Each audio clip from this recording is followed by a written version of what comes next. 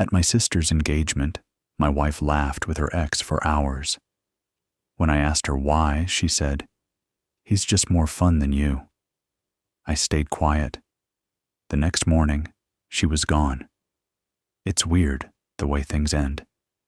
You always imagine it'll be some big, dramatic moment, shouting, tears, maybe even a slammed door. But for me, it was just a laugh. Not even my own. I'm Adam. Or I guess just Adam now. For 3 years, I was Adam and Rachel. We had a decent little life. Nothing flashy, but it was ours. We had a cat, Milo, who liked her better than me, and a routine that was comfortable. I thought that was enough. I really did. My sister Emily got engaged last month, and my parents threw her a party. The kind where there are too many people in the backyard, and you have to keep introducing yourself to distant cousins you barely remember. Rachel was excited.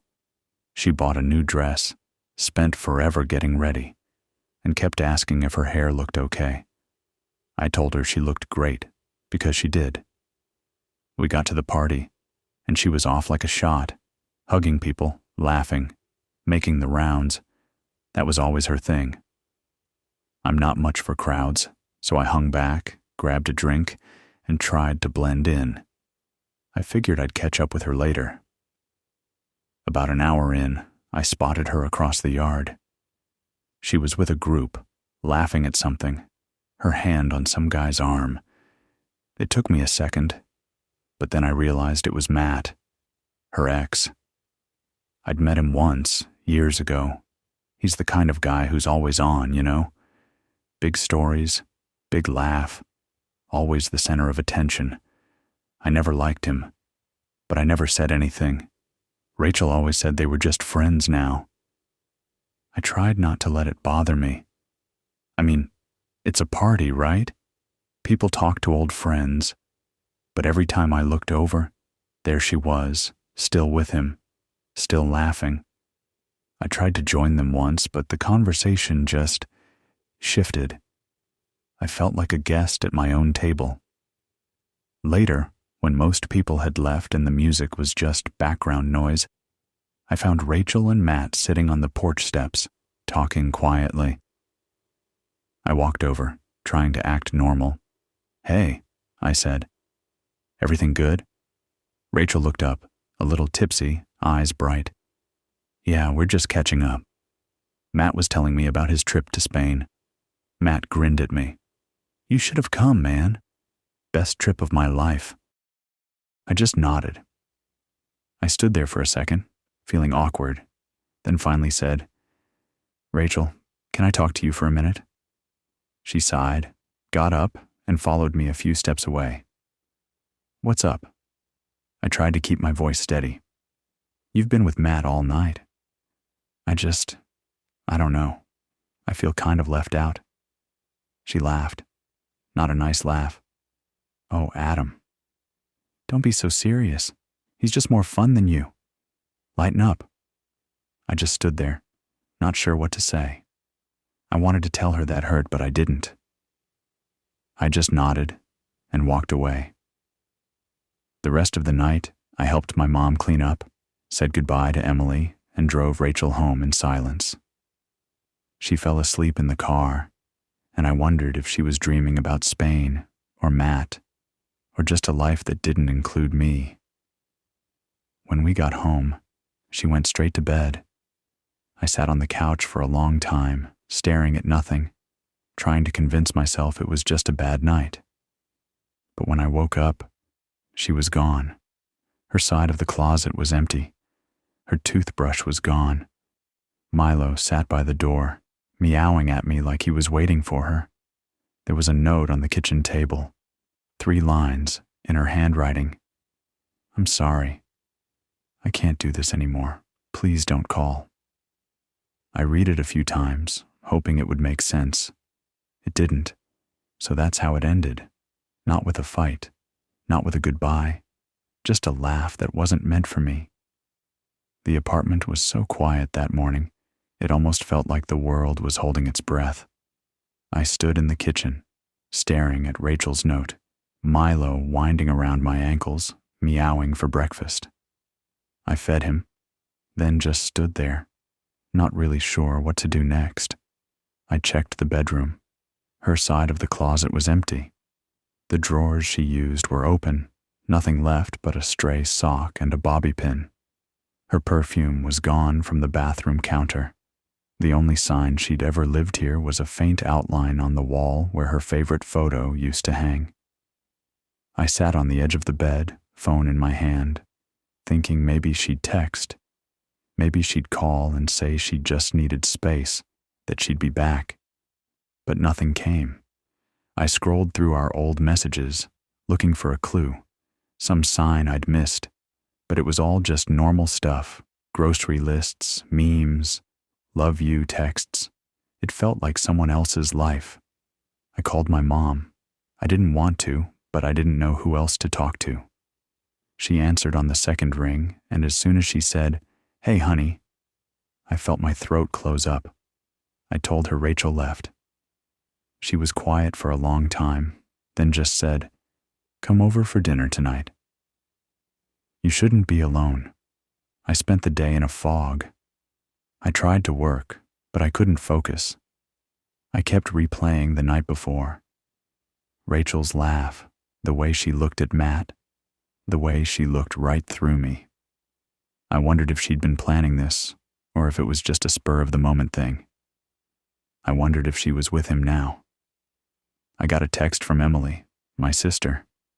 "Hey, you guys get home okay last night?" I stared at it for a while before replying, "Yeah. Rachel left this morning." She called me right away, voice full of shock and sympathy. "What? Are you serious? Adam, I'm so sorry. Do you want me to come over?" I told her no, that I just needed some time. That night at my parents' house, I picked at my food while my mom tried to fill the silence with stories about her garden, and my dad watched me with worried eyes.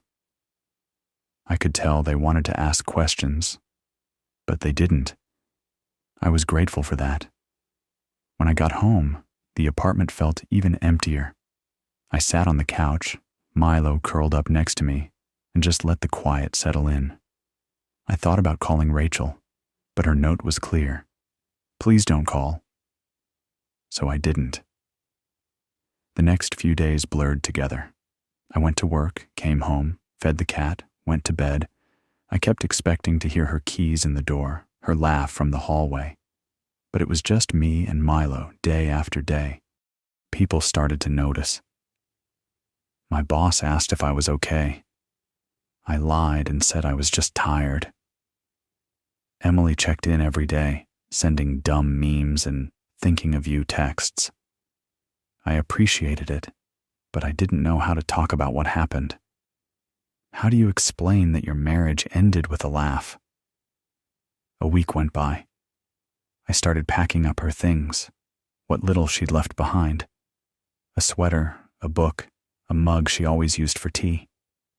I put them in a box and shoved it in the closet. I didn't know what else to do. One night, I got a message from Matt, just a single line. "I'm sorry, man." I stared at it for a long time, then deleted it without replying. I didn't want his apology. I didn't want anything from him. I started going for long walks after work just to get out of the apartment. I'd wander the neighborhood, headphones in, trying to clear my head. Sometimes I'd end up at the park, sitting on a bench until it got dark. I'd watch couples walk by, laughing, holding hands, and wonder if I'd ever feel that way again. I kept thinking about that night at the engagement party. The way Rachel laughed with Matt, the way she looked at me when I asked her why. "He's just more fun than you." I wondered if she'd always felt that way, if I'd just been too boring, too safe. I wondered if I'd ever really made her happy. But mostly, I just felt tired. Tired of thinking, tired of wondering, tired of feeling like I was the only one who cared. One night, I found myself sitting on the floor of the living room, Milo in my lap, and I realized I hadn't cried. Not really. I'd been numb, going through the motions, waiting for something to change. But nothing was going to change. She was gone. It was over. So I let myself cry. Not loud, not dramatic. Just quiet tears. The kind that sneak up on you when you're finally alone. And when I was done, I felt a little lighter. Not better, not yet, but lighter. I went to bed that night and, for the first time in days, I slept. The days started to get easier, little by little. I won't pretend there was some big turning point, or that I woke up one morning suddenly over it. That's not how it works.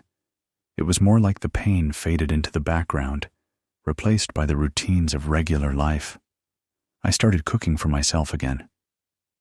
At first, it was just frozen pizza and cereal, but eventually I tried making real meals. I'd put on music, chop vegetables, and let Milo watch from the counter. It felt good to do something just for me, even if it was small. I went back to the gym, mostly because I didn't know what else to do with my evenings. The first few times, I just walked on the treadmill, headphones in, zoning out. But after a while, I started to feel stronger. I liked the feeling of my heart pounding for a reason that wasn't sadness. Emily kept checking in. She invited me to dinner, to movies, to her place for game night. Sometimes I went, sometimes I didn't. She never pushed. She just let me know she was there. I didn't realize how much I needed that. One Saturday, I ran into an old friend from college at the grocery store. We ended up grabbing coffee, talking about nothing and everything. I told her what happened, and she just listened. No advice, no judgment. Just someone who understood that sometimes things fall apart, and it's nobody's fault. I started seeing a therapist. I wasn't sure at first, but it helped to talk to someone who didn't know Rachel, who didn't have an opinion about what I should do. I talked about the engagement party, about the laugh, about how I felt invisible. She told me it was okay to grieve, even if there wasn't a big dramatic ending. Loss is loss, no matter how it happens. I found Rachel's box in the closet one night. I thought about throwing it out, but I didn't. I just opened it, looked at her old sweater, her favorite mug, the book she never finished. I realized I wasn't angry anymore. Not really. Just sad that it ended the way it did. A few weeks later, I got a letter in the mail. No return address, just my name on the front. Inside was a short note, in Rachel's handwriting. I'm sorry for how I left. I hope you're okay. I hope you find someone who makes you laugh. I read it a few times, then put it back in the envelope. I didn't feel the urge to reply. I just felt done, like I could finally let go. Spring came, and with it, a sense of possibility. I started opening the windows, letting the fresh air in. I bought a new plant for the living room. I took Milo to the vet for his checkup, and the receptionist smiled at me and asked if I wanted to grab coffee sometime. I said yes. It wasn't a new beginning, not really. More like a slow, gentle return to myself. I realized I didn't need someone to make me laugh. I could do that on my own, in small ways. A funny movie, a dumb joke with Emily, Milo chasing his own tail. I still think about Rachel sometimes. I hope she's happy, wherever she is. I hope she found whatever it was she was looking for, but I don't miss her the way I thought I would.